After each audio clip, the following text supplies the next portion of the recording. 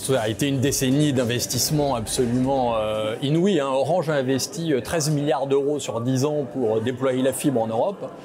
Et on a eu un plan très haut débit en France qui a permis aujourd'hui d'avoir 30 millions de foyers raccordables à la fibre. On en a 60 millions en Europe.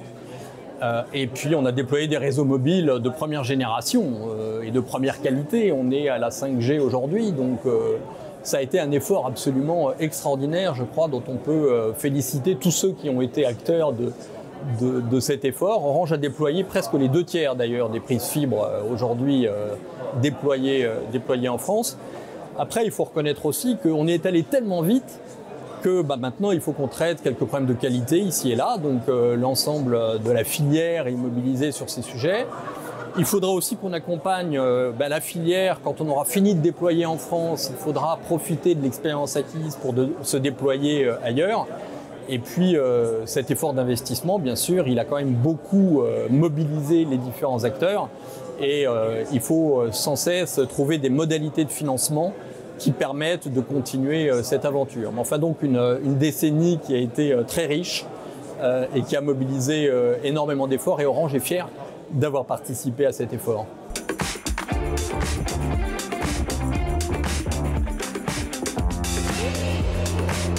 Alors ils sont immenses, il faut d'abord terminer le travail, terminer la couverture du territoire en France, c'est 2025, c'est demain.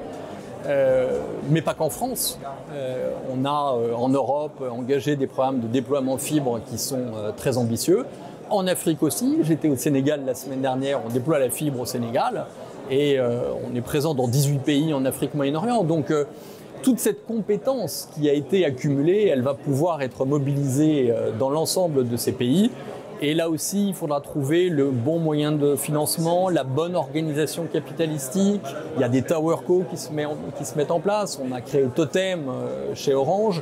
On a aussi des fiberco avec des partenaires qui apportent des fonds privés à nos côtés pour accélérer le déploiement. Et puis on a un grand sujet pour assurer la souveraineté de nos infrastructures dans la durée, l'indépendance digitale en Europe. Et là aussi, il faudra qu'on soit attentif, je dirais, à l'ensemble du cadre de régulation autour de nous, qui permettra de faire en sorte qu'on aura des acteurs européens qui, demain, seront là pour assurer cette indépendance numérique qui est absolument critique pour nos pays.